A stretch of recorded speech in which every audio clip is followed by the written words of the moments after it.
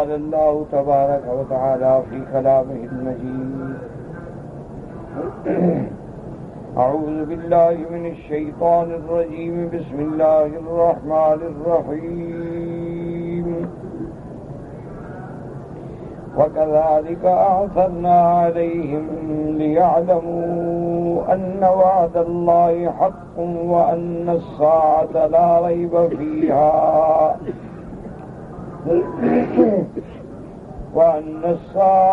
ريب فيها إذ يتنازعون بينهم أمرهم فقالوا بنوا عليهم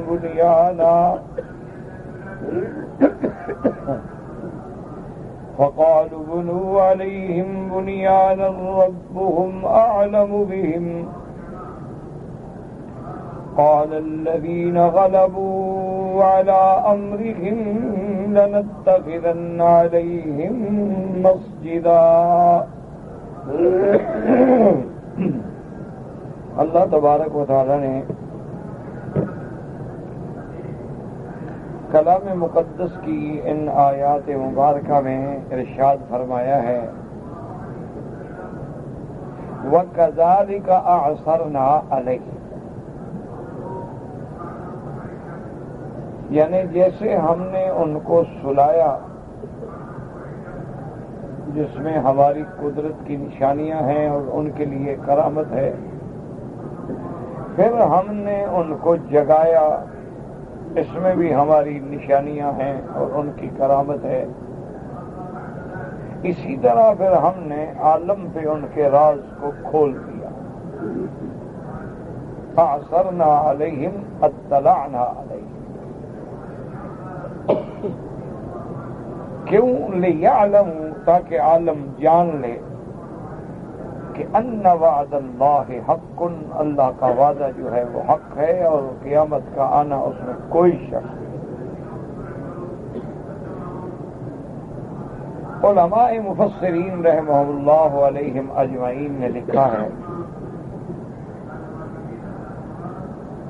کہ ان کا ساتھی جو تھا وہ پیسے لے کر اس شہر میں داخل ہوا اور طعام تلاش کیا. جب اس نے ایک جگہ سے کھانا لے لیا اور ان کو پیسے دیے تو وہ پیسے دیکھ کے حیران ہو گئے کہ یہ تو 300 سال پہلے کی کرنسی ہے، اس کو تو 300 سال بیت گئے، اور یہ تو دقیانوس کے زمانے میں یہ پیسہ تھا اور کرنسی تھی اور اس کا سکہ تھا. اب تو وہ بادشاہ ختم ہو گیا، اب تو اس کے بعد سے افسوس آ گیا. اور وہ دقیان جو تھا پہلا بادشاہ وہ بت پرست تھا، اور اب جو آیا ہے وہ ایمان والا مسلمان. تو اس دکاندار نے طریقے سے ان کو روکا اور جا کے دوسرے دکانوں کو دکھایا کہ بھئی یہ کیا کرنسی ہے. تو ان میں جو لوگ جاننے والے تھے انہوں نے کہا بھی یہ تو سابقہ بادشاہ کے دور کی اس کے پاس کیسے آ گئی؟ اس بندے کو کوئی خزانہ مل گیا، کوئی چھپی ہوئی دولت ہاتھ آ گئی، اس کے پاس کیسے آ گئی؟ تو سب لوگ جب اکٹھے ہو گئے تو انہوں نے کہا کہ بادشاہ کے پاس لے جائیں. اچھا، اللہ تبارک و تعالیٰ کی شان یہ ہے کہ ان کے جگانے کے بعد سے پہلے اس ملک میں ایک بہت بڑا فتنہ اور ابتلا پیدا ہو گیا کہ بہت لوگوں نے اپنے آپ کو مسلمان تو کہتے لیکن قیامت کا انکار کرتے.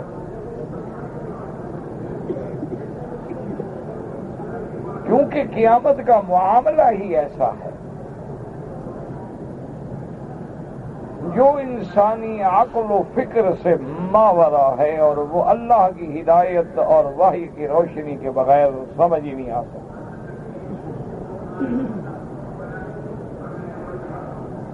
کسی آدمی کو کسی حال میں آپ یہ نہیں سمجھا سکتے جب تک اس کے دماغ میں، دل میں اللہ کا نور ایمان داخل نہ ہو جائے.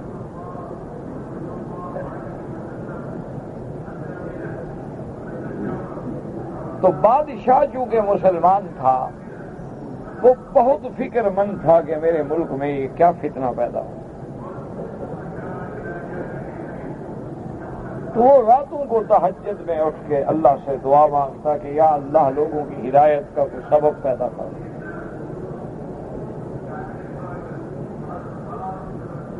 تو جب اللہ تبارک و تعالیٰ کے دروازے پہ وہ گڑ گڑایا تو یہ قاعدہ ہے کہ جب بادشاہ بڑے لوگ جب اللہ کے دروازے پہ گر کے عاجزی کرتے ہیں تو تذلل کرتے ہیں تو اس کی رحمت زیادہ جوڑتے ہیں.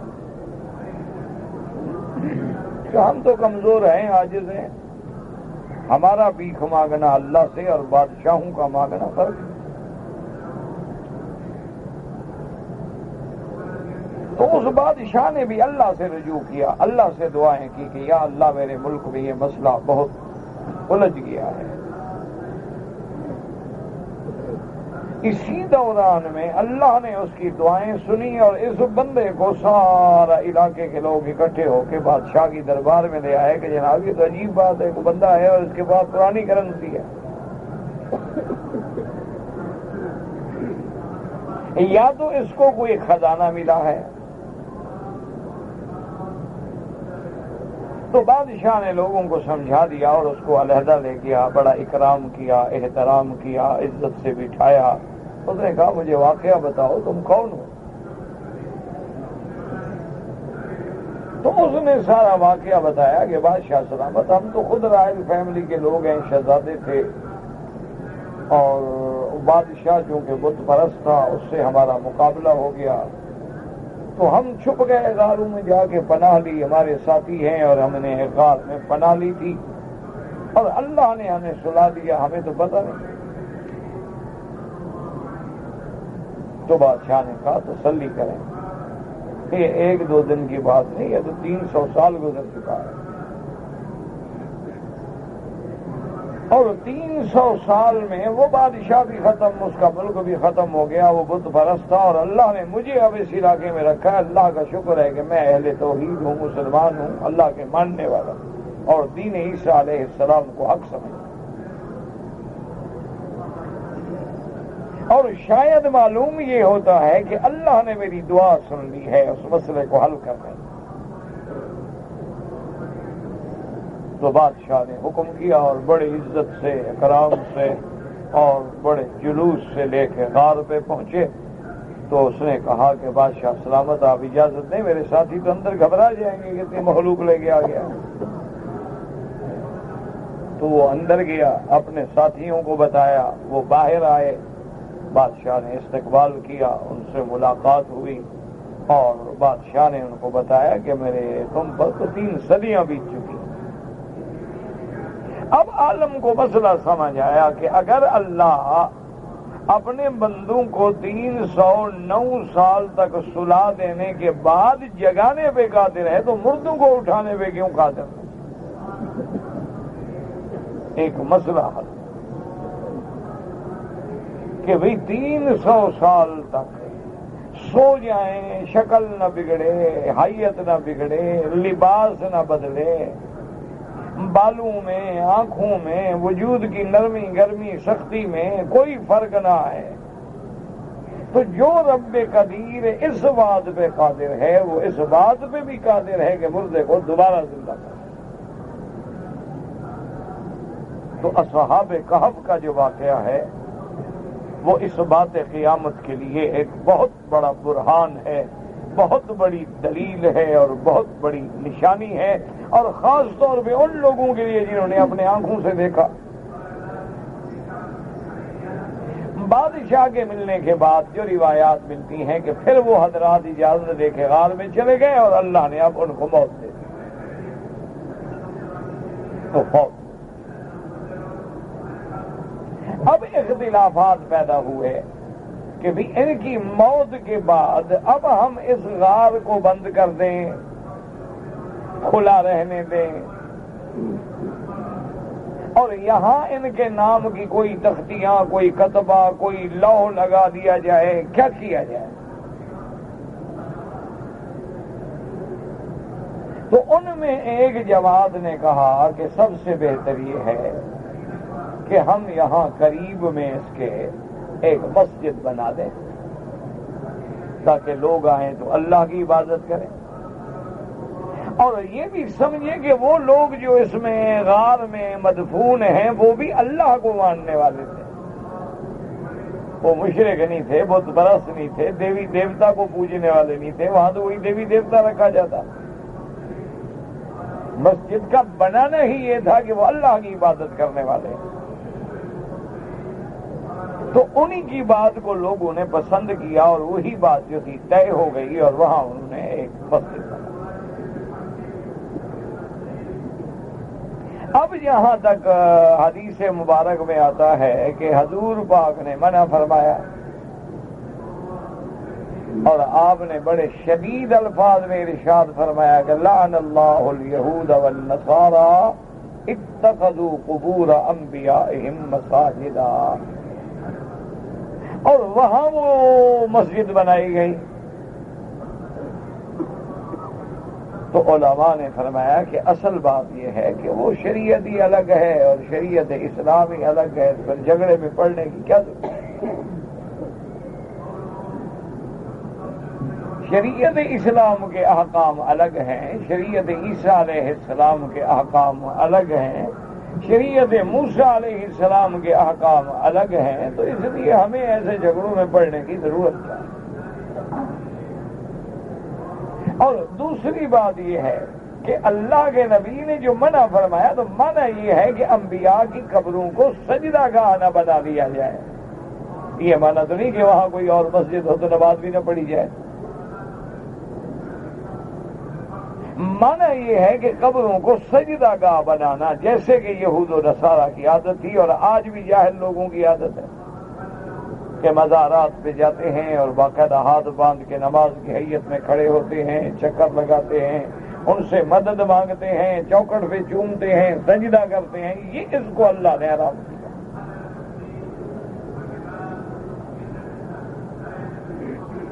یہ وہ چیز ہے جو آدمی کو شرک کی طرف لے جانے والی ہے، اس لیے اسلام نے پابندی لگا دی کہ خبردار قبروں پہ سجدہ نہ کرنا۔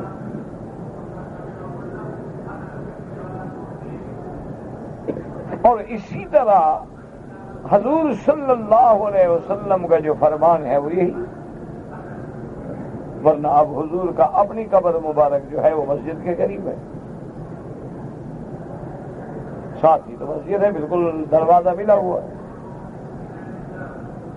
تو اس لیے علماء نے فرمایا کہ مفہوم کو سمجھیں، اس لیے بعض علماء فرماتے ہیں کہ مثلا قبر آگے ہے تب بھی نماز نہ پڑھو، کیونکہ چاہے تم اللہ کی نماز پڑھ رہے ہو لیکن دیکھنے والے کو شبہ ہو سکتا ہے کہ یہ قبر کو سجدہ کر رہا ہے۔ اس لیے اسلام نے ہر اس حکم پہ پابندی لگائی ہے جس میں شرک کا گمان بھی گزرتا ہو۔ اب دیکھیں اللہ نے حکم فرمایا کہ جب سورج نکل رہا ہو نماز نہ پڑھو، جب سورج عین سر پہ کھڑا ہو نماز نہ پڑھو، جب سورج ڈوب رہا ہو نماز نہ پڑھو۔ حالانکہ مسلمانوں کو سورج سے کیا تعلق ہے؟ مسلمان تو اللہ کی نماز پڑھیں گے، اللہ کو سجدہ کریں گے، سورج چاند تو اللہ کی مخلوق ہے۔ لیکن ان اوقات میں چونکہ کفار جو تھے، عابدین شمس جو تھے، وہ عبادت کرتے تھے، تو ایک شبہ ہو سکتا تھا کہ کوئی نہ جاننے والا دیکھے اور کہے اچھا جیسے وہ لوگ اس وقت عبادت کرتے ہیں یہ بھی کر رہے ہیں۔ اللہ نے وہ راستہ ہی بند کر دیا کہ ایسے اوقات میں نماز پڑھو ہی نہیں، سجدہ کرو ہی نہیں، تاکہ تشابہ پیدا نہ ہو۔ اسی لیے آپ دیکھیں کہ جب جنازہ ہوتا ہے، بڑے بڑے اولیاء اللہ کا جنازہ ہو، شہداء کا جنازہ ہو، صدیقین کا جنازہ ہو، صحابہ کا جنازہ ہو،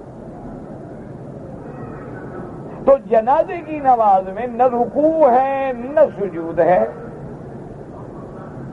بس کھڑے کھڑے پڑھنا ہے،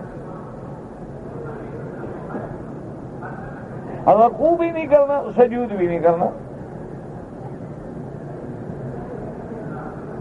وجہ کیا ہے کہ تاکہ دیکھنے والے کو شبہ نہ ہو کہ اس میت کو سجدہ کر رہے ہیں جو سامنے رکھی ہے. اللہ نے فرمایا سجدہ رکوع کرو ہی نہیں، کسی کو شبہ ہی نہ ہو. تو جہاں جہاں کسی مقام پر شرک کا شبہ ہو یا بدعات سے مشابہت بنتی ہو یا منکرات سے مشابہت بنتی ہو، اس گلی کو بھی اسلام بند کر دیتا ہے. اس گلی میں مت جاؤ بس.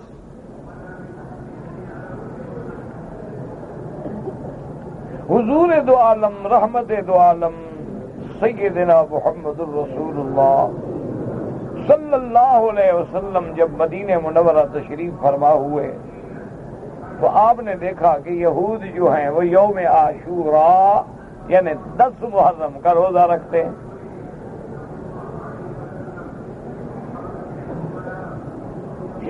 اب 10 محرم کا روزہ رکھنے کے بارے میں حضور پاک نے یہودیوں سے پوچھا.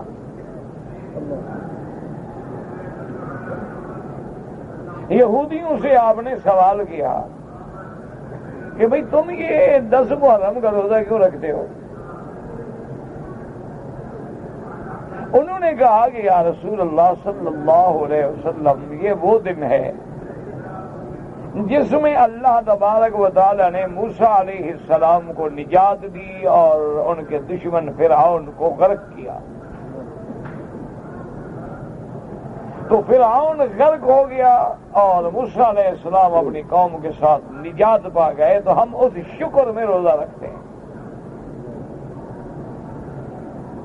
تو آپ نے فرمایا انا حق بموسیٰ منکم، اگر یہ بات ہے تو پھر موسیٰ علیہ السلام کے ساتھ تو میرا تعلق زیادہ ہے تم سے کہ وہ بھی نبی میں بھی نبی، وہ بھی رسول میں بھی رسول. تو آپ نے حکم دیا کہ روزہ رکھو، لیکن خالف الیہود، یہودیوں کی مخالفت کرو.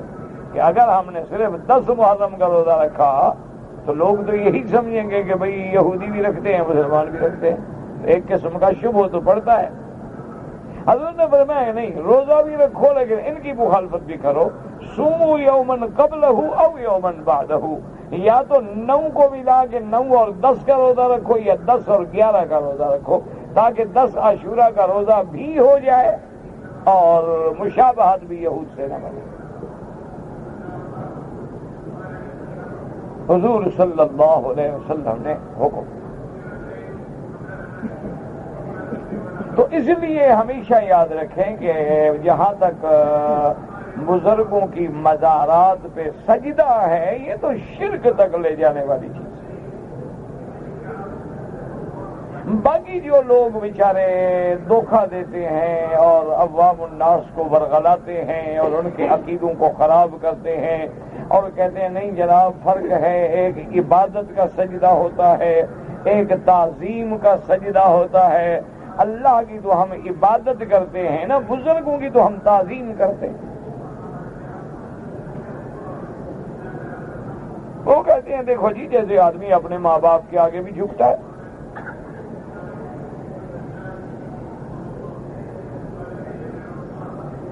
تو اگر ہم نے قبر کے آگے جھک گئے یا قبر پہ آگے چوکٹ پہ چوم لیا تو انسان بزرگوں کے پیشانی پہ چومتا ہے، ان کے ہاتھوں کو بوسہ دیتا ہے.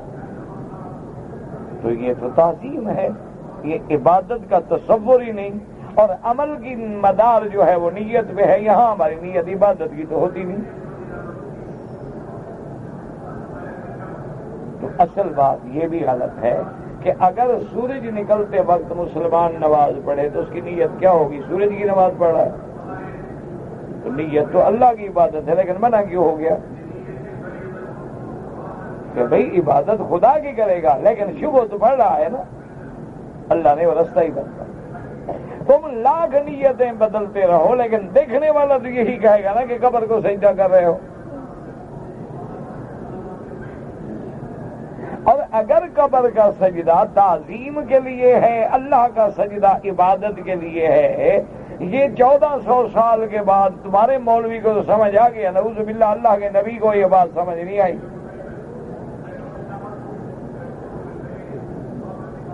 کہ اللہ کے نبی نے تو لعنت بھیج دی، فرمایا لعن اللہ الیہود والنصارى، اللہ ان پہ لعنت کرے. کہ اتخذوا قبور انبیائہم مساجدا، کہ انبیاء کی قبروں کو سجدہ گاہ بنا دیا. اور حضور نے اپنے لیے دعا مانگی کہ اللہم لا تجعل قبری وثنا یعبد، اللہ میری قبر کو بت نہ بنا دینا کہ لوگ آگے عبادت کریں اور سجدے کریں. تو حضور پاک کو نعوذ باللہ یہ بات سمجھ نہیں آئی کہ عبادت کا سجدہ الگ ہے، تعظیم کا سجدہ الگ ہے. ان کو سمجھ آ گئی. اور افسوس یہ ہے میرے عزیز، اللہ پاک آپ کو بھی اور مجھے بھی بات کہنے سمجھنے کی توفیق دے کہ یاد رکھو جب تک دل میں عظمت نہ ہو عبادت ہو ہی نہیں سکتی. عظمت ہوگی دل میں، محبت ہوگی دل میں، تب عبادت ہو. اگر اللہ کی عظمت دل میں نہ ہو اور تعظیم دل میں نہ ہو تو کون سجدہ کرے؟ اسی تعظیم سے ہی تو سجدہ کرتا ہے آدمی کہ اللہ کے آگے کیوں جھک رہا ہے. تو یہ بہانے کرنا جو ہے بڑا اللہ معاف کرے. حتیٰ کہ آج کل تو حالات ایسے ہو گئے نا، ایک مولوی تھے مر گئے میرے خیال میں، اس خدا کے بندے نے تو کوئی قسم کھائی ہوئی تھی اللہ معاف کرے کہ شرک اور بدعت کو سمجھانے کے لیے قرآن بھی بدل دیتا. اللہ معاف، اللہ معاف. بڑا اتنا جری آدمی، اتنا معاف کرے اللہ پاک، یعنی اتنا جرت کہ خدا کے قرآن کو بدل دو. اس کو تو جی اللہ تبارک و تعالیٰ معاف فرمائے نا، اس کی تفسیر ہی اپنی تھی. وہ جب قرآن کا ترجمہ کرتا، تفسیر بیان کرتا تھا نا، وہ کوئی نرالی تفسیر. اور ایسی ایسی غلط باتیں اور ایسی ایسی نعوذ باللہ عجیب حرکتیں کرتا تھا. اچھا لوگ نعرے لگا دیتے، او بڑا خوش ہوتے، دیکھو جی کیسا مسئلہ ثابت کر. اب وہ بزرگوں کی مزار پہ سجدہ ثابت کرنے کے لیے دلیل کیا دے رہا ہے اللہ معاف کرے کہ دیکھو بے ادبی اور گستاخی. کہتا ہے جی ہر یہ وہابی مولوی جو ہیں ذال اپنی بیوی کو نہیں سجدہ کرتے، چومتے. تو بیوی کو جائز ہے، بزرگ کو ناجائز ہے. اب اندازہ کرو بزرگ کو کیا بنا دیا. انا للہ. بڑا عجیب گستاخ آدمی تھا. اللہ کرے توبہ کر کے مر گیا ہو. اللہ معاف. تو اس لیے ہمیشہ یاد رکھیں کہ سب سے پہلی بات تو یہ ہے کہ ہم اس جھگڑے میں کیوں پڑیں کہ وہ شریعت عیسیٰ علیہ السلام پہ تھے اور ہم شریعت محمد رسول اللہ صلی اللہ علیہ وسلم پہ ہیں. ان کے احکام الگ تھے، ہمارے احکام الگ. بات ہی ختم. اب موسیٰ علیہ السلام کے زمانے میں صرف 3 نمازیں تھیں، ہمارے پاس 5 ہیں. ان کے لیے 3 کا حکم تھا، ہمارے لیے 5 کا حکم. ہر پیغمبر کی شریعت میں روزہ آیا ہے، لیکن کسی کے پاس 10 روزے تھے، کسی کے پاس 5 تھے. یہ مہینہ کامل جو ملا ہے تو یہ شریعت کامل کو ملا ہے، حضور صلی اللہ علیہ وسلم کی امت. اس لیے پہلے تو ہمیں ان جھگڑوں میں پڑنا ہے. اچھا دوسری بات یہ ہے کہ آج تک اللہ کی شان دیکھے نا جی، کہ چلو مسجد بھی بنا دی گئی، علامت بھی لگا دی گئی، لیکن آج تک اصحاب کہف ملے تو کسی کو نہیں. اللہ نے کیسے چھپا دیا کہ جب حضرت معاویہ رضی اللہ تعالیٰ عنہ نے کوشش کی تو حضرت ابن عباس نے روک دیا. تو بس جب اللہ نے فرمایا ہے کہ مت دیکھو، ختم. حضرت معاویہ نے پھر بھی جستجو کی کہ پتہ نہیں ہے تو ان کی زندگی کے وقت کا حکم ہو یا جب قرآن نازل ہوا اس وقت حکم ہو. اب تو مدتیں گزر گئی، ان کو موت آ گئی، اب دیکھنے میں کیا حرج ہے، لیکن دیکھنے والے پھر بھی نہ دیکھ سکے. اچھا اب یہ ہوتا ہے کہ لوگ کہتے ہیں دیکھو جی فلاں جگہ مسجد کی وجہ یہ ہوتی ہے کہ جب ایک جگہ کا استعمال غلط شروع ہو جائے تو فقہا پھر یہی فتویٰ دیتے ہیں کہ اس جگہ کو ختم کرو. جیسے کہ حضور کا زمانہ مبارک گزر گیا، حضرت صدیق کا زمانہ گزر گیا، حضرت عمر کا زمانہ آ گیا. آپ جب تشریف لے آئے مدینہ منورہ سے اور مقام حدیبیہ سے گزرے،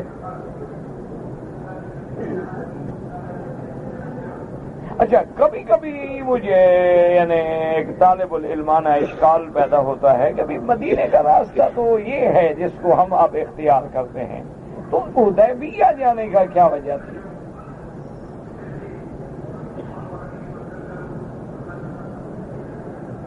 مدینہ منورہ کا جو راستہ ہے آپ کے سامنے ہے کہ آپ یہاں سے جائیں گے تنعیم سے نکلیں گے تو آگے وادی صرف، اس کے بعد جموم اور یوں آپ جائیں، اور حدیبیہ تو اور نیچے ہے. اچھا اگر کوئی آدمی جدے سے مدینہ منورہ جانا چاہے تب بھی حدیبیہ تو نہیں آئے گا، وہ تو جدے سے سیدھا پھر نکلے گا جوفہ کی طرف، اور رابق میں جا کے دونوں راستے مل جائیں گے، جدے والا اور مکے والا.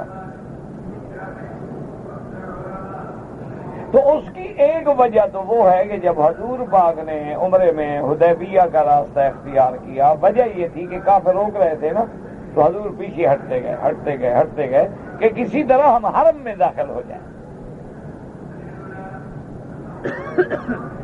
حضور صلی اللہ علیہ وسلم کا منشا مبارک یہ تھا کہ ہمیں احرام باندھے ہوئے ہیں، لڑنا تو مقصد ہی نہیں،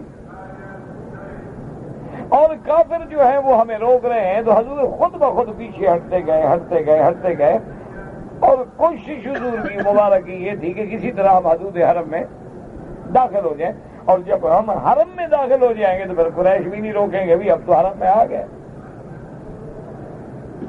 کیونکہ حرم کا احترام تو ان کے دل میں بھی ہے. یہ تو پتہ نہیں آج کل کیسے مسلمان ہیں جو حرم کا احترام بھی نہیں کرتے، جو سرزمین حرم کے امن کا احترام بھی نہیں کرتے، اس کے استحکام کا احترام بھی نہیں کرتے، اور بدقسمتی یہ ہے کہ اس کو دین سمجھے ہوئے ہیں. یہی وہ وجہ ہے میرے عزیز جو ہم 30 سال سے چیخ رہے ہیں کہ علم کسی کے ساتھ جڑ کے سیکھو، خود سیکھو گے تو پھر یہی ٹھوکریں لگیں گی. اگر خود قرآن حدیث کو سمجھنے کی کوشش کرو گے تو پھر یہی حال ہوگا کہ مسلمانوں کو مار دو نعوذ باللہ اور دین سمجھو. لوگ گھروں میں ہیں، فلیٹوں میں ہیں، اطمینان ہے، بچے ہیں، عورتیں ہیں، اور وہاں اللہ معاف کرے قیامت برپا ہو جائے ان پہ کیا گزری، اور کرنے والے کو نہیں، مسلمان ہیں، انا للہ و انا الیہ راجعون. تو اس لیے حضور صلی اللہ علیہ وسلم نے وہ راستہ اختیار کیا، لیکن خدا کی شان یہ ہے کہ حد حرم کے بالکل قریب تھے، حضور کی اونٹنی بیٹھ گئی، داخل نہیں ہوئے. اللہ کو یہی منظور تھا، حالانکہ جس جگہ حضور پاک نے قیام فرمایا سامنے حرم ہے، بالکل یعنی بارڈر پہ ہیں، حرم بالکل ساتھ ہے حدیبیہ کے، لیکن اللہ کو یہی منظور. تو بعد میں صحابہ شاید وہ راستہ اختیار کرتے تھے کہ بھی حضور پاک نے جو اختیار فرمایا لہذا ہم اسی راستے کو اختیار کریں. اور دوسری وجہ یہ سمجھ آئی کہ اصل وجہ یہ بھی ہو سکتی ہے کہ پہلے دور میں چونکہ اہتمام نہیں ہوتا تھا، تو جب پہاڑوں سے بارش کا پانی گرتا تھا، ابھی دیکھا نہیں چند دن پہلے وہ سیل آئی، گاڑیاں ٹرک موٹریں اٹھا کے پھینک دی. اس دور میں جب سیل آتی تھی نا جی تو راستے کٹ جاتے تھے، تو پھر آدمی راستہ بدلتا تھا کہ جہاں سے موقع ملے گزر جاؤ. وہ ندیاں بن جاتی تھی، راستے بن جاتے تھے، جھیلیں بن جاتی تھی، عبور کیسے کرو. تو بہرحال سیدنا امیر المؤمنین عمر بن الخطاب الناطق بالحق والصواب رضی اللہ تعالی عنہ وارضاہ جب آئے حدیبیہ تو دیکھا کہ درخت پر صحابہ تلواریں لٹکا رہے ہیں، کوئی کپڑا لٹکا رہا ہے، آپ نے پوچھا کیا بات؟ انہوں نے کہا امیر المومنین یہ وہی درخت تو ہے جس کے نیچے حضور نے بیٹھ کے بیعت لی تھی۔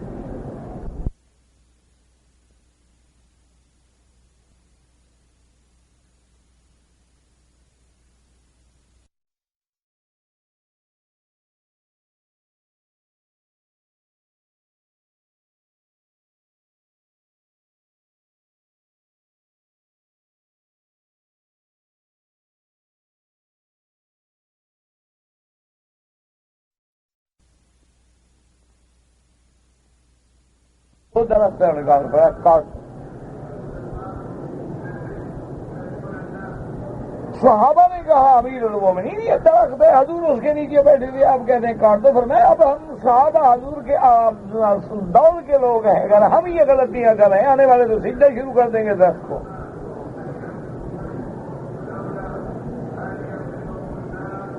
محبت اپنی جگہ ہے لیکن شریعت اپنی جگہ ہے،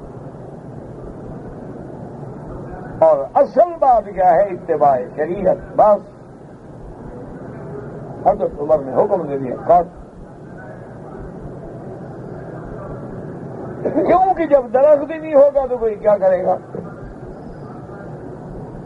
اور صادق عمر، حضرت عمر سچے تھے۔ دیکھا نہیں مدینہ منورہ میں جو حضرت سلمان الفارسی رضی اللہ تعالی عنہ کا باغ مبارک جس میں حضور پاک نے اپنے ہاتھ سے کھجوریں لگائیں، تو بعض کھجوریں جو تھیں نا تو حاجی صاحبان نے ان کو گلے لگا لگا کے کھجور ہی ختم کر دی ماشاءاللہ۔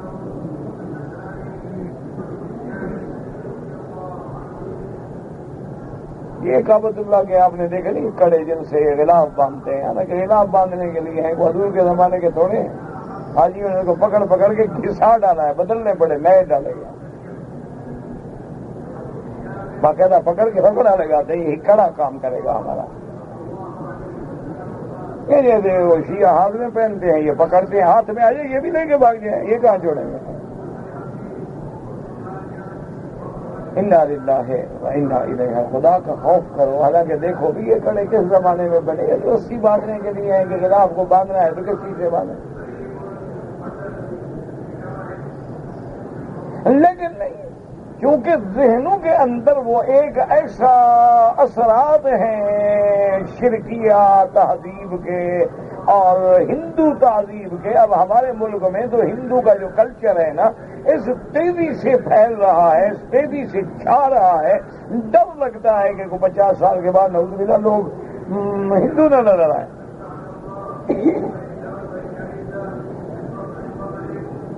کہیں بسنت منائی جا رہی ہے، کہیں ویلنٹائن ڈے منایا جا رہا ہے، کہیں ہندوؤں کے مکالمے کہے جا رہے ہیں، کہیں وہی انداز، وہی کڑے پہنے جا رہے ہیں، اسی طرح تلک لگائے جا رہے ہیں، اسی طرح کی چوٹیاں بنائی جا رہی ہیں، اسی طرح کی لنگیاں باندھی جا رہی ہیں۔ انا للہ و انا الیہ راجعون۔ بالکل یعنی پہلے تہذیب مغرب میں ہمارے مسلمان بہ گئے، اب ہندو کلچر میں آ گئے۔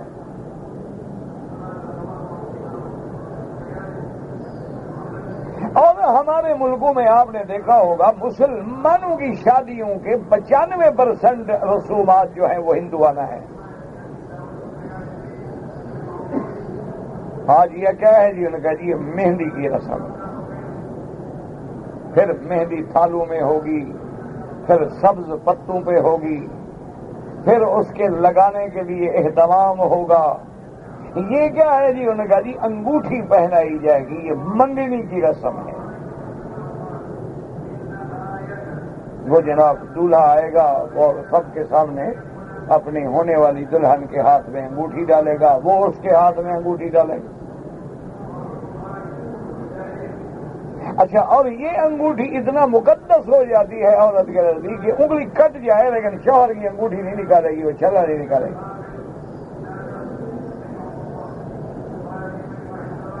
وفاداری کی علامت ہے. عزت بیچ دے گی لیکن چھلا نہیں بیچے گی. آنکھ میں ٹکا کر لے گی لیکن انگوٹھی ہاتھ میں رہے گی تاکہ وہ گواہ رہے. انا للہ و انا الیہ راجعون. اچھا اس کے بعد جناب یہ دیکھیں کہ جی اب بارات نکلے گی, آگے بینڈ باجا ہوگا, دولہا گھوڑے پہ ہوگا, ایک بہت ترا پہنا ہوا ہوگا. یہ کیا ہے؟ اچھا جس دن کوئی بارات شادی کا اعلان ہوگا گھر میں ڈھولک رکھ دی جائے گی, روزانہ باقاعدہ ڈھولک بجے گی.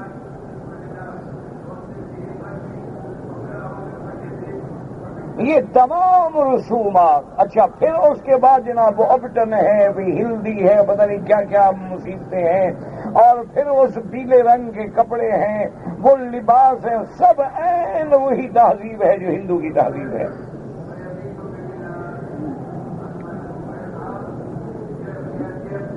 پھر پھولوں کے گجرے ہیں, پھر پھولوں کی پتیاں نچھاور کی جائیں گی, پھول اوپر سے پھینکے جائیں گے, اور دلہن جو ہے وہ بہت بڑا ہو گھونگھٹ نکالے گی. ساری زندگی اس نے کبھی سر پہ کپڑا نہیں رکھا, بیچ پہ پھرتی ہے.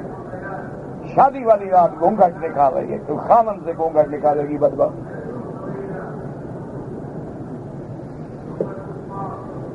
ساری زندگی دوپٹہ اس کا, پہلے دوپٹہ سر پہ ہوتا تھا, پھر گلے میں ہوتا تھا, اب الٹا ہوتا ہے, یعنی یہ منہ ڈال کے پیچھے ڈال دیتے.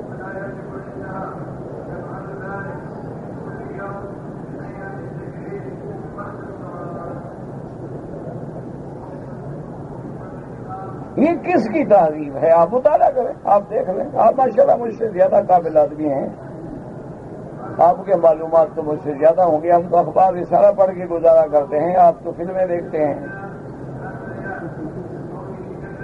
اخباریں وغیرہ پڑھ کے چٹخارا وٹخارا تو مولوی بھی لے لیتا ہے. مولوی فرشتہ ہوتا ہے بنا, وہ بھی تمہاری طرح کا بندہ ہوتا ہے.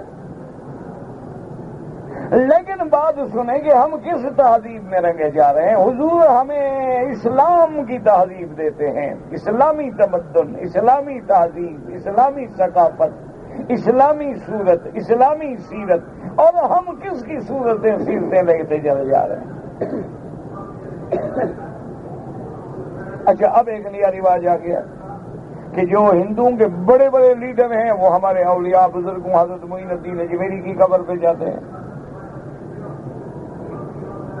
کیوں؟ مسلمانوں کو پتا ہو کہ ہم کیسے تمہارے بزرگوں کے عقیدت مند ہیں, کتنا احترام کرتے ہیں.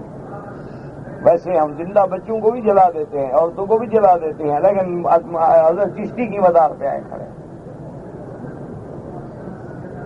اور مسلمان لیڈر جب جاتے ہیں تو یہ ہندوؤں کی سمندیوں میں جاتے ہیں. یہ گاندھی کی سمندی ہے, بہت بڑا لیڈر تھا جس نے اتنے مسلمان بروائے.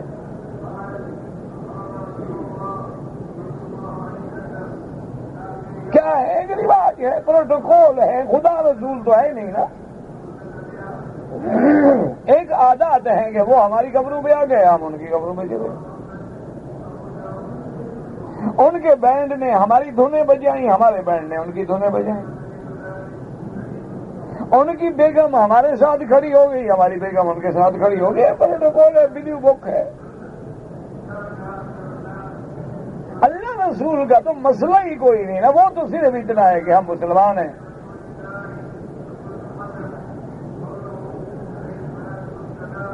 اسی لیے اقبال روتا تھا نا کہ یوں تو سید بھی ہو, مرزا بھی ہو, افغان بھی ہو, پر یہ تو بتاؤ کہ مسلمان بھی ہو. اسی لیے وہ بیچارہ روتا تھا. اسی لیے وہ رہتا تھا کہ دعویٰ تو اسلام کا کرتے ہو لیکن تمہارے اعمال کو دیکھ کے شرماتے ہیں یہود.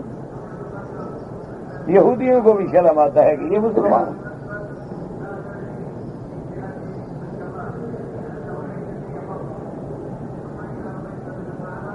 مجھے ایک دفعہ یاد ہے کہ ایک دوست نے واقعہ سنایا. اس نے کہا جی میں بڑا پریشان ہوا کہ ایک نوجوان انگریز اتفاق سے جہاز میں سیٹ کٹھی ہو گئی.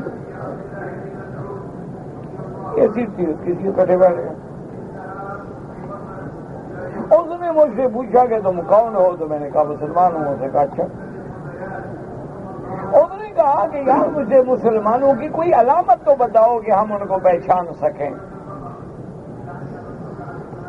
میں نے کہا کیا مطلب؟ اس نے کہا سوٹ جیسے ہم پہنتے ہیں وہ پہنتے ہیں, ہم ٹائی لگاتے ہیں وہ ٹائی لگاتے ہیں, ہم شیو کرتے ہیں وہ شیو کرتے ہیں, ہم سر ننگا رکھتے ہیں وہ سر ننگا رکھتے ہیں, ہم بال بناتے ہیں انگریزی وہ بھی بال بناتے ہیں, ہمارے ہوٹل میں آ کے کھاتے ہیں, ہمارے ساتھ ڈرنک کرتے ہیں, شراب پیتے ہیں, خنزیر کھاتے ہیں. فرق کیا ہے مجھے یہ تو بتاؤ. انہوں نے کہا ہم گانا سنتے ہیں وہ گانا سنتے ہیں, ہم جان سے جا کے عورتوں کے ساتھ ہاتھ میں ہاتھ ڈال کے ڈانسنگ فلور پہ ڈانس کرتے ہیں وہ بھی ڈانس کرتے ہیں, ہم جوا کھیلتے ہیں بڑے بڑے گیمبلنگ ہاؤسز میں وہ بھی آ کے جوا کھیلتے ہیں, ہم نائٹ کلب اٹینڈ کرتے ہیں وہ بھی اٹینڈ کرتے ہیں, ہم پب میں جاتے ہیں وہ بھی پب میں جاتے ہیں.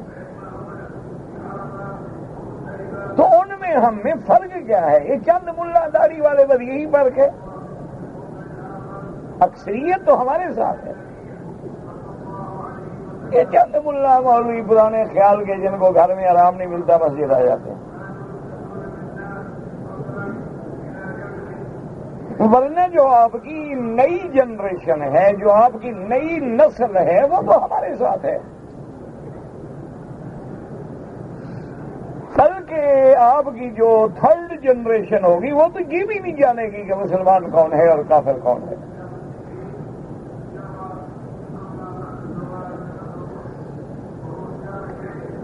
میں خود ایک دفعہ ٹورنٹو میں ایک جگہ گیا تو میرے ایک جاننے والے تھے, اور ہم لوگوں کا تو جوگیوں والا پھیرا ہوتا ہے, کہیں ادھر ڈوبے ادھر نکلے, ادھر ڈوبے ادھر نکلے, کہیں جلسہ کہیں درس کہیں نکل گیا. تو میں نے احتیاطاً فون کر دیا, میں نے کہا خان آدمی ہے یہ, خان لوگ جو ہے نا میرے دلوں میں بڑی غصہ رکھتے ہیں کہ آئے ہمیں ملے نہیں. میں نے اس کو فون کیا, میں نے کہا یار ہم تمہارے شہر میں آ رہے ہیں. انہوں نے کہا میں پڑھا تو تھا اخباروں میں پریشان تھا کہ کیسے رابطہ کروں, اور جن لوگوں نے اشتہار دیے تھے اور جہاں آپ کا جلسہ ہے وہاں میں جاتا نہیں ہوں, کیونکہ وہاں سارے مولوی داڑھیوں والے ہیں اور آپ جانتے ہیں میں تو دوسری زندگی کا بندہ ہوں. میں نے کہا چلو. تو انہوں نے کہا کہ آپ ایسا فرمائیں کہ جب آپ ہمارے شہر میں داخل ہوں تو مجھے فون کر دیں تو میں روڈ پہ آ جاؤں گا, تاکہ پھر ذرا تکلیف ہوگی آپ کو ڈھونڈنے میں. تو خیر وہ روڈ پہ آگے چلے گئے, وہ بیچارہ فوراً ہمیں, انہوں نے کہا جی چھوڑے وہ دعوت والوں کو چھوڑے, آپ گھر چلیں. میں نے کہا اللہ کے بندے جن لوگوں نے ہمیں بلایا ہے ان کو ہم چھوڑ دیں, ان کو کم از کم ملے تو صحیح ہے خدا کے بندے. تو بہرحال ہم وہاں گئے, ان کو میں نے بتا دیا, انہوں نے کہا یار یہ ہمارے خان برادری کے لوگ ہیں, بڑے پاگل قسم کے لوگ ہوتے ہیں میری طرح, آپ اجازت دے دیں. اور آپ کے سر سے ایک مولوی کا بوجھ بھی اترا, جان چھوٹی, روٹی سے بھی, کھانے سے, رہائش سے, کمرے سے, ہوٹل کے بل بھرنے سے جان چھوٹ گئی نا آپ کی. مجھے جلسے کا ٹائم بتا دیں, میں آ جاؤں گا, تقریر کر کے چل جاؤں گا. اب یہ مجھے چھوڑے گا نہیں خان صاحب. تو بہرحال ہم چلے گئے, اللہ معاف فرمائے. مجھے انہیں کیا اسے دکھا جی یہ میرا شاپنگ سینٹر ہے, تو اس میں اتنے گندے رسائل اور اخباریں لٹکی ہوئی تھیں, اور اس کی اپنی بیٹی بھی اندر کام کر رہی تھی. میں نے اس کو بلایا, انہوں نے کہا خان تم تو بڑے خان ہو, وہ کہاں گئی تمہاری غیرت؟ اپنے ملکوں میں تو تم کاروکاری اور یہ اور فلاں اور کسی کا پاؤں بھی دیکھ لو تو بندے مار ڈالتے ہو. یہاں یہی فلمیں بیچنے سے سارے بیچنے کے لیے تیری لڑکی خود کھڑی ہوتی ہے شاپنگ سینٹر میں. اور اس نے کہا وکیل صاحب وہ غیرت تو اس دن سے ختم ہو گئی جس دن سے ہم نے ملک چھوڑا, وہ تو ختم ہو گئی. یہ بچے یہاں پیدا ہوئے ہیں, اب تو ہم ان کے ساتھ نوکر بن کے زندگی گزار رہے ہیں. اب غیرت کی باتیں کرتے ہیں, چھوڑو کہاں گئی غیرت؟ نہ ہم میں ایمان ہے, نہ خدا ہے, نہ رسول ہے, نہ حیا ہے, نہ غیرت ہے. اب ہم زندگی کے دن گزار رہے ہیں, کوشش کریں کہ کسی طرح بچوں کو اس ماحول سے نکال دیں. وہ جناب اس نے تعارف کرایا کہ مولانا وکیل انکل، وہ جناب اس کی لڑکی نوجوان بالکل نعوذ باللہ نیم مریاں لباس، اور آ کے مجھے ہاتھ میں نے ہاتھ لیا، السلام علیکم بیٹی، ٹھیک ہو، خیریت ہو؟ کہ میرے انکل ہاتھ بالکل صاف ہیں، آپ کیوں ڈر رہے ہیں؟ آپ کے ہاتھ گندے نہیں ہوں گے؟ میں نے کہا کہ نہیں صاف، تو میں نے کہا وہ بجلی کی 2 تاریں بھی تو ہوتی ہیں، لیکن ٹکراؤ تو کرنٹ پیدا ہوتا ہے، حالانکہ وہ بڑی صاف ہوتی ہیں، ان کے اوپر تو بڑا کپڑا چڑھا ہوا ہے۔ وہ کہتی ہے ہاں ہو سکتا ہے آپ کا خیال ٹھیک ہو، لیکن بہرحال کوئی مسئلہ تو نہیں ہے، اور آپ یہ کب تک نیچے آنکھیں بند کر کے کھڑے رہیں گے؟ آپ میرے انکل ہیں۔ میں نے کہا اس حال میں تو میں بھتیجی کو نہیں دیکھ سکتا جس حال میں تم کھڑی ہو۔ خیر وہ باپ نے بھی کہا چھوڑو چھوڑو اندر جاؤ تم بس۔ تو میرے کہنے کا مقصد، حالانکہ وہ بڑے لوگوں نواب لوگ ہیں، اپنے ملک میں ہوں تو میرے خیال میں کوئی چڑیا پر مار کے بھی ان کے محل سے نہیں گزرے گی، وہاں جا کے غیرت بھی گئی، عزت بھی گئی۔ غیرت نام ہے جس کا، گئی تیمور کے گھر۔ بہرحال پھر میں نے اس بیچارے کو جو کچھ سمجھا سکتا تھا سمجھایا، اس نے کہا بس اب آپ میرے لیے دعا کریں کہ میں اپنے بچیوں کو کسی طرح اس کفر کے فتنے سے بچا لوں۔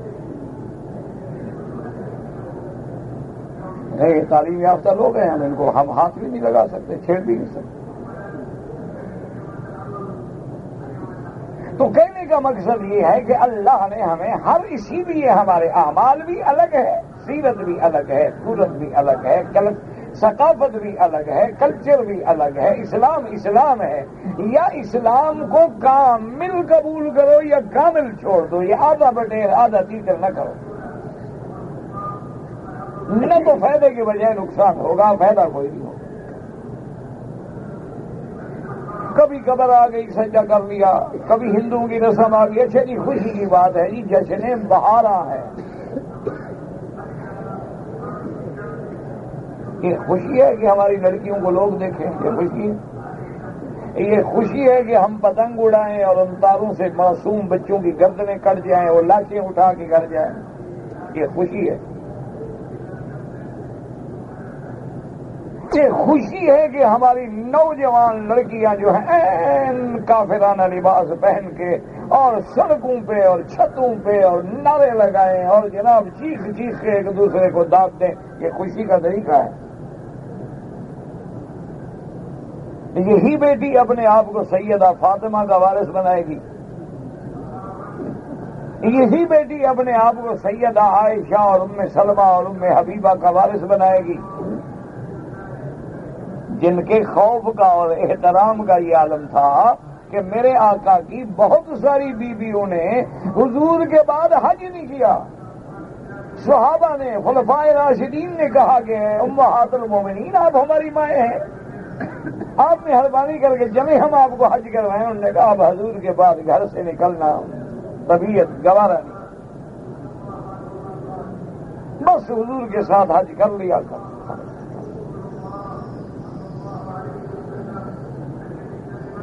اسی لیے آپ اندازہ کریں کہ اصحاب رسول رضوان اللہ علیہم اجمعین امہات المومنین مائیں ہیں، جو کوئی ایسے نہیں، قرآن کہتا ہے کہ حضور کی بیوی ازواجہ امہاتہم، نص قطعی سے مائیں ہیں، لیکن صحابی پردے کے باہر کھڑا ہے، آنکھیں نیچے ہیں اور امہات المومنین سے دین کا مسئلہ پوچھ رہا ہے۔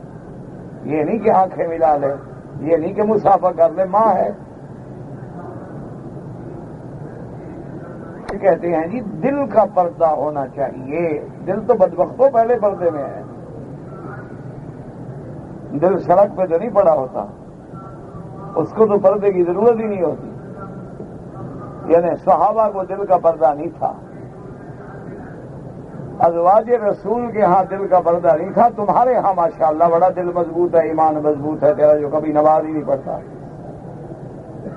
اس لیے ہمیشہ یاد رکھیں کہ ہر شریعت کے احکام ہیں، ان کی شریعت میں اگر مسجد بنانا جائز تھی کوئی بات نہیں، لیکن ہمیں حضور پاک نے منع فرمایا ہے کہ سامنے قبر ہو نماز نہ پڑھو، قبر پہ سجدہ نہ کرو، قبر پہ ٹیک نہ لگاؤ، قبر کے اوپر چلو نہیں، قبر سے مدد نہ مانگو، ان کو مشکل کشا اور حاجت روا نہ سمجھو۔ اگر کبھی جانا پڑے تو ان کے لیے دعا کرو کہ اللہ اس قبر والے پہ رحمت فرما، اس کے درجات بلند فرما، یا اللہ ان کی قبروں کو جنت کا باغ بنا دے، یا اللہ ان کی قبروں کو نور سے بھر دے۔ تو جب تم ان کے لیے دعا مانگتے ہو تم پہ اللہ کی رحمت خود بخود آ جاتی ہے۔ ربنا تقبل منا انك انت السميع العليم وتب علينا انك انت التواب الرحيم۔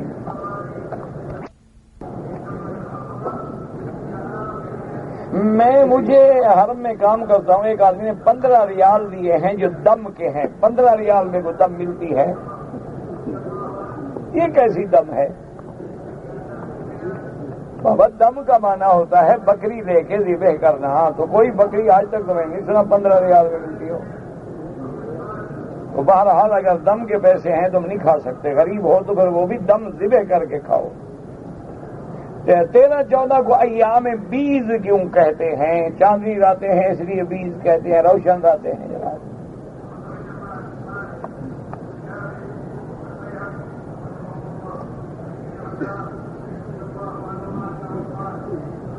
ایک بچی ہے جسے کسی نے پالا ہے، وہ جو ہے لکھا پڑھی کے ساتھ نکاح کا مسئلہ ہے، والدین اس لڑکے کے خلاف ہیں اور گود لینے والا تیار ہے۔ گود لینے والے کا کیا حق ہے؟ اصل حق والدین کا ہے، جو والدین کہیں گے وہی چلے گا۔ گود لینے والے نے پالا ہے، لڑکی تو والدین کی ہے۔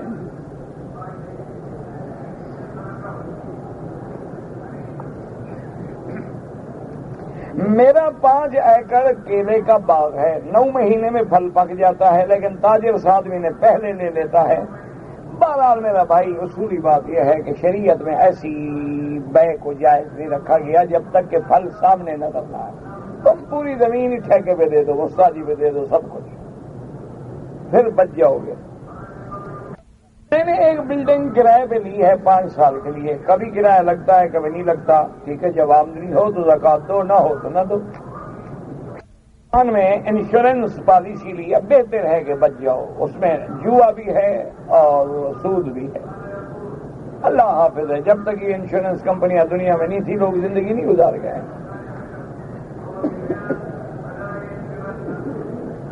کہتے ہیں جی کہ آپ رہتے کہاں ہیں، گھر کہاں ہے اور کیوں، کیا کیا؟ میں مکہ میں رہتا ہوں جناب، جب ملنا ہو حرم میں مل لو،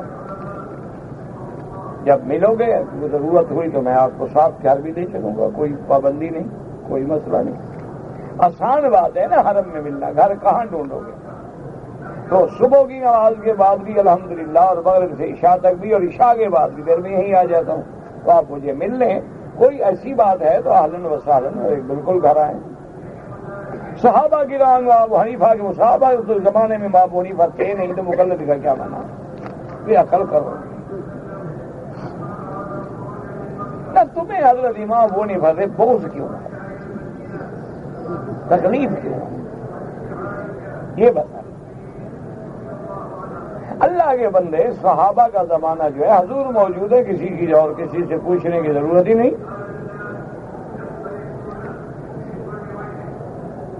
حضرت علی رضی اللہ عنہ کو کیوں شہید کیا گیا؟ جنگیں ہوئی، خوارج کے ساتھ شہید ہو گئے۔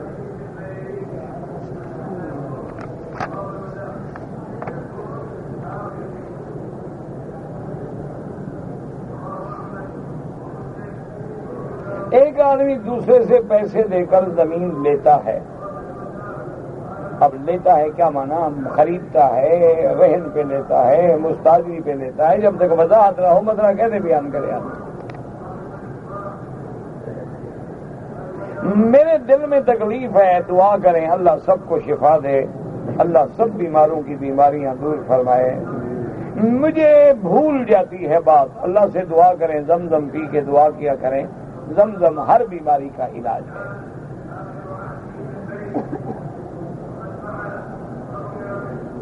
کہتے ہیں جی ہمارے ملک میں رواج ہے کہ جب عورت مرنے لگتی ہے تو مہندی لگاتے ہیں، ماشاءاللہ، شادی پہ بھی لگاتے ہیں، موت پہ بھی لگاتے ہیں، یہ الٹی گنگا ہے۔ انا للہ، وہ مر رہی ہے وہ مہندی لگا رہی ہے، لا حول ولا قوت الا باللہ۔ محرم وہ ہوتا ہے جس سے نکاح حرام ہو، جیسے بھائی، بیٹا، بیوی، باپ، جن سے نکاح حرام وہ محرم، نکاح حلال وہ محرم نہیں۔ بھابھی کی اور دیور یہ تو موت ہے، دیور کو تو کبھی گھر میں نہ آنے دیا کرو، سب سے بڑا خطرہ تو دیور ہوتا ہے۔ حضور نے فرمایا الحمو والموت، آپ نے فرمایا یہ تو موت ہے۔ اگر کسی کی جیب میں نسوار یا سگریٹ ہو، نماز ہو جاتی ہے، نماز نہ ہو تو پٹھان کیا کریں گے؟ نماز تو ہو جاتی ہے لیکن گندی چیزیں لے کے کیوں آتے ہو حرم؟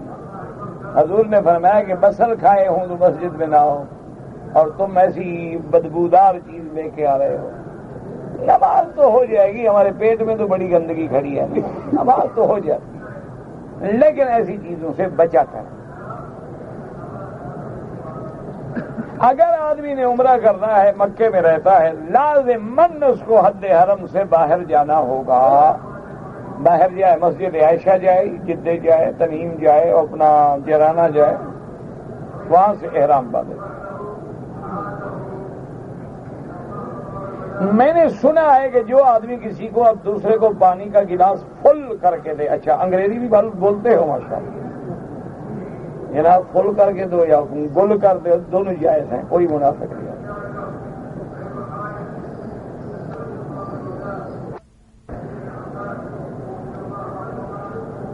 اگر ایک آدمی نے عمرہ کیا، طواف کر لیا، صفا مروہ دوڑ لی، حجام کے پاس حجامت کرانے کے لیے گیا، اس نے سر پہ صابن لگا دیا، اگر صابن بغیر خوشبو والا تھا تو حرج کوئی نہیں، اگر خوشبو تھی تو صدقہ کر دے، کیونکہ لگا نہیں رہا، فوراً زائل ہو گیا، فوراً اس طرح پھیر دیا گیا۔ اگر کافی دیر 2-4 گھنٹے لگا رہے تو پھر دم پڑتا ہے، لیکن احتیاط یہ کریں کہ آئندہ جب آپ عمرہ کریں تو حجام کو بتلا دیں کہ میں نے احرام کھولنا ہے، خوشبو والا صابن نہ لگانا میرے سر پہ۔ عمرے کے دوران میں اگر آپ کعبۃ اللہ میں آئے، حجر اسود کے سامنے گئے اور آپ کو نظر آیا کہ کسی نے ابھی عطر لگایا ہے تو بوسہ نہ دیں، تاکہ وہ عطر آپ کو لگ نہ جائے۔ خوشبو تو کعبہ سے آتی رہتی ہے، خوشبو کا تو کوئی مسئلہ نہیں۔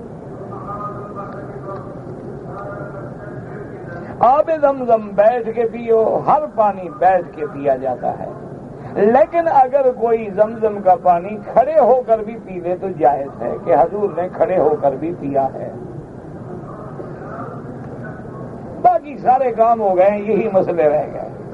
نماز نہیں پڑھتا، زمزم کے بارے میں پوچھ رہا ہے کہ بیٹھ کے پیوں یا کھڑے ہو کے پیوں۔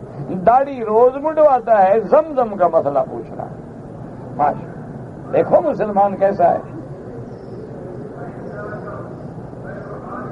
اور خدا کا خوف کرو، پہلے بنیادی چیزیں عقیدہ ٹھیک کرو، اللہ کے فرائض پہ عمل کرو، اپنے شکلوں کو حضور کی شکل کے مطابق بناؤ۔ اگر حضور تمہارے محبوب ہیں تو محبوب کی شکل سے نفرت تو نہیں ہوتی ہے، یا پھر جھوٹ کہتے ہو تمہارا محبوب کافر ہے، محبوب اللہ کا نبی نہیں۔ اگر محبوب ہو تو بندہ محبوب جیسا کپڑا پہنتا ہے، محبوب جیسی شکل بناتا ہے۔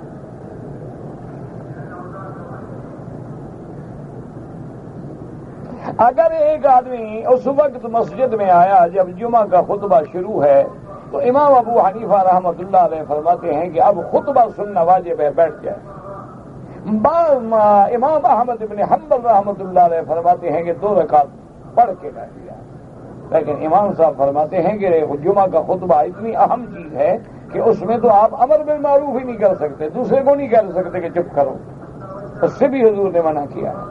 تو بہرحال کوئی ایسا مسئلہ نہیں ہے، امام صاحب کے نزدیک نہ پڑھے اور باقی حضرات کے نزدیک پڑھ لے۔ یہاں پر ڈرائیونگ لائسنس کے لیے انشورنس کرانی پڑتی ہے، اگر گورنمنٹ کا آرڈر ہو تو آپ مجبور ہیں، پھر آپ پہ گناہ نہیں ہے، کیونکہ نظام کو تو قائم رکھنا ہے، تو اس لیے پھر آپ کو کرا لینی ہوگی۔ واللہ اعلم۔ اللهم صل على سيدنا محمد وعلى آل سيدنا محمد كما صليت على إبراهيم وعلى آل إبراهيم في العالمين إنك حميد مجيد يا علي يا عظيم يا عليم يا حليم يا علي يا عظيم يا عليم يا حليم يا علي يا عظيم يا عليم يا حليم. اللهم احفظ سائر بلاد المسلمين وهذا البلد الأمين واجعلها آمنا مطمئنا سخاء رخاء إلى يوم الدين. اللهم اشفنا واشف مرضانا ومرضى المسلمين. اللهم اصلحنا واصلح بنا واصلح أولادنا وأولاد المسلمين. اللهم اصلح ذرياتنا وذريات المسلمين. اللهم اجعلنا واجعلهم من عبادك الصالحين.